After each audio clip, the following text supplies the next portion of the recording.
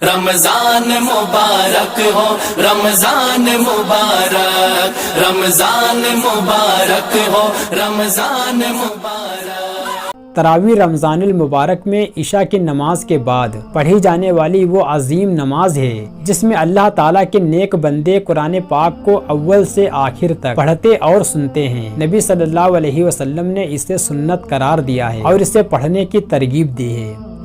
حضرت ابو ہریرہ رضی اللہ تعالیٰ عنہ فرماتے ہیں کہ نبی صلی اللہ علیہ وسلم نے فرمایا، جس نے رمضان المبارک میں ایمان کی حالت میں اجر و ثواب کی امید رکھتے ہوئے قیام کیا یعنی تراویح پڑھی، اس کے پچھلے تمام گناہ معاف کر دیے جاتے ہیں۔ حضرت ابو سلمہ اپنے والد حضرت عبد الرحمن بن عوف رضی اللہ تعالیٰ عنہ سے نبی صلی اللہ علیہ وسلم کا یہ ارشاد نقل فرماتے ہیں، جس نے رمضان کے مہینے میں ایمان کی حالت میں اجر و ثواب کی نیت سے روزہ رکھا اور تراویح پڑھی، وہ اپنے گناہوں سے اس دن کی طرح نکل جاتا ہے جس دن اس کی ماں نے اس کو جنا تھا۔ ایک شخص نبی صلی اللہ علیہ وسلم کے پاس آیا اور آپ صلی اللہ علیہ وسلم سے دریافت کیا، یا رسول اللہ، اگر میں اللہ تعالیٰ کی وحدانیت اور آپ کی رسالت کی گواہی دوں، 5 نمازیں پڑھوں، رمضان کے روزے رکھوں، رمضان میں تراویح پڑھوں اور زکوٰۃ ادا کروں، تو آپ کا کیا خیال ہے میرے بارے میں؟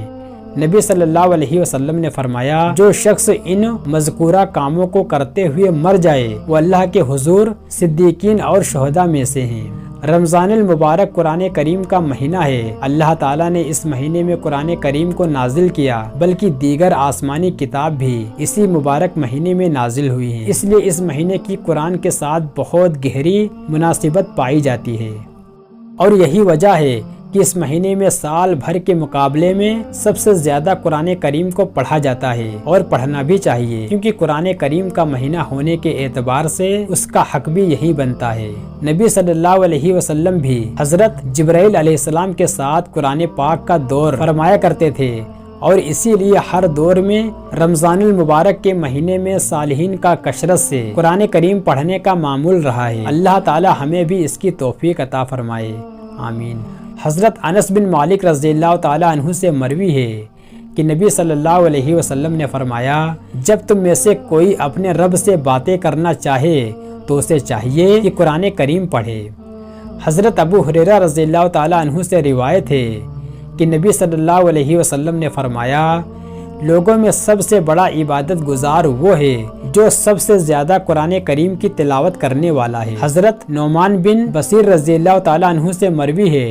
کہ نبی صلی اللہ علیہ وسلم نے فرمایا، میری امت کی سب سے افضل عبادت قرآن کریم کی تلاوت ہے۔ حضرت عبداللہ ابن مسعود رضی اللہ تعالیٰ عنہ نے نبی صلی اللہ علیہ وسلم کا ارشاد نقل کیا ہے، جو شخص قرآن پاک کا ایک حروف پڑھے اس کے لیے اس حروف کے بدلے 1 نیکی ہے، اور 1 نیکی کا اجر 10 نیکی کے برابر ملتا ہے۔ میں یہ نہیں کہتا کہ سارا الف لام میم 1 حروف ہے، بلکہ الف 1 حروف، لام 1 حروف اور میم 1 حروف ہے۔ حضرت عبداللہ بن عمر رضی اللہ تعالیٰ عنہ نے نبی صلی اللہ علیہ وسلم کا ارشاد نقل فرماتے ہیں، بے شک دلوں کو بھی جنگ لگ جاتا ہے جیسا کہ لوہے کو پانی لگنے سے جنگ لگتا ہے۔ پوچھا گیا کہ یا رسول اللہ صلی اللہ علیہ وسلم، اس کی صفائی کی کیا صورت ہے؟ تو آپ صلی اللہ علیہ وسلم نے فرمایا، موت کو کثرت سے یاد کرنا اور قرآن کی تلاوت کرنا۔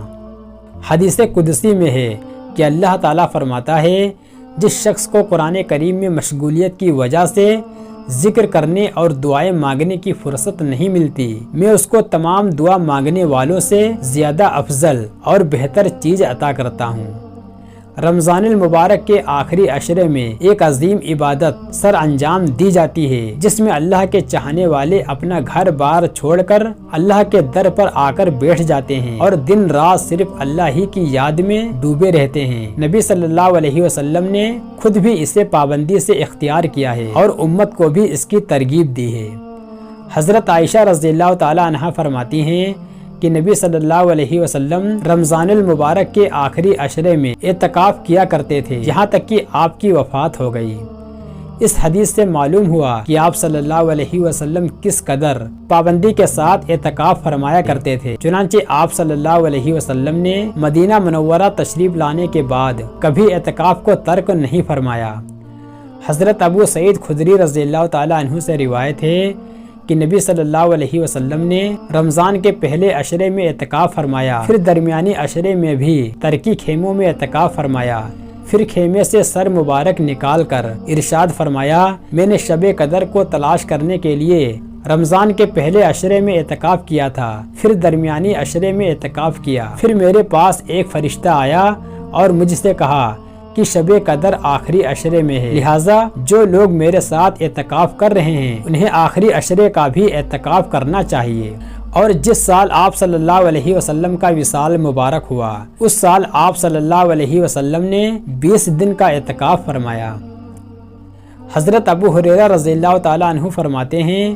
کہ نبی کریم صلی اللہ علیہ وسلم ہر رمضان میں 10 دن کا اعتکاف کیا کرتے تھے، اور جس سال آپ صلی اللہ علیہ وسلم کی رحلت ہوئی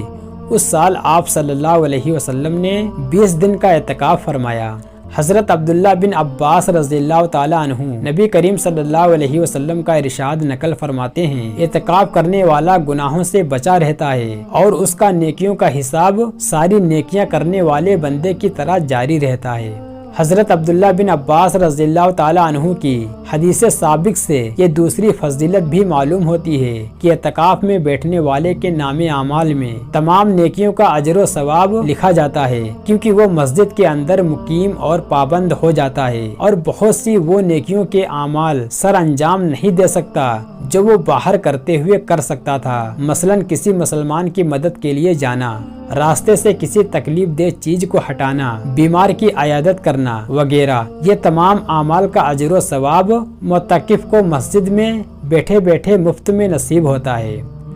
حضرت علی بن حسین رضی اللہ تعالیٰ عنہ اپنے والد حضرت حسین رضی اللہ تعالیٰ عنہ سے نبی کریم صلی اللہ علیہ وسلم کا ارشاد نقل فرماتے ہیں، جس نے ماہ رمضان میں 10 دن کا اعتکاف کیا تو اس کو 2 حج اور 2 عمروں کے برابر ثواب ملتا ہے۔ کتنے خوش نصیب ہوتے ہیں وہ لوگ جنہیں ہر سال اعتکاف کی توفیق نصیب ہوتی ہے اور ہر سال وہ اس عظیم سعادت کو حاصل کرنے کے لیے کوشاں رہتے ہیں۔